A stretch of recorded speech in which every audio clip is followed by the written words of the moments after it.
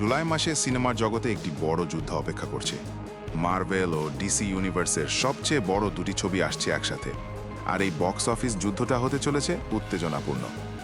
আজকে আমরা আলোচনা করব এমসিইউর ফ্যান্টাস্টিক ফোর, ডিসিইউর সুপারম্যান, যা এই গ্রীষ্মে মুক্তি পেতে যাচ্ছে।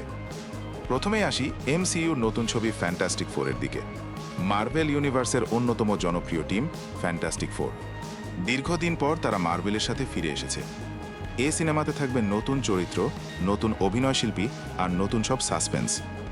চলচ্চিত্রের প্রেক্ষাপট, ভিজুয়াল এফেক্টস আর মার্বেল ফ্যানদের দীর্ঘ প্রতীক্ষা সবকিছু মিলিয়ে এই সিনেমা বক্স অফিসে অনেক বড় সাফল্য পেতে পারে। এবার আসি ডিসি ইউনিভার্সের সবচেয়ে বড় সুপারহিরো সুপারম্যানে। সুপারম্যান লেগাসির সাথে ডিসি ইউনিভার্সের নতুন পথ চলা শুরু হতে যাচ্ছে। নতুন সুপারম্যানের চরিত্র অভিনয় করছেন ডেভিড করেন্সবার্গ এবং সিনেমা পরিচালনা করছেন জেমস গান। ডিসি ভক্তদের জন্য এটি হতে পারে এক নতুন দিগন্ত। সুপারম্যানের সাহসিকতা, অরিজিন স্টোরি আর আধুনিক গ্রাফিক্স সিনেমাটি বক্স অফিসে শ্বাসরুদ্ধকর প্রতিযোগিতা তৈরি করবে। এখন একে অপরের সাথে কিভাবে এই দুইটি সিনেমা প্রতিযোগিতা করবে?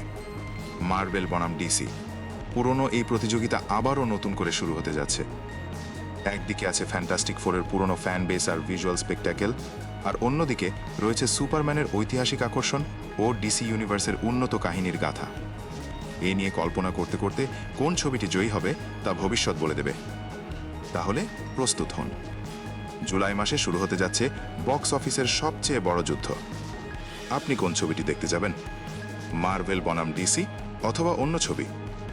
মন্তব্যে জানান আপনার পছন্দ এবং এই যুদ্ধের ভবিষ্যৎ নিয়ে আপনার ধারণা। ধন্যবাদ।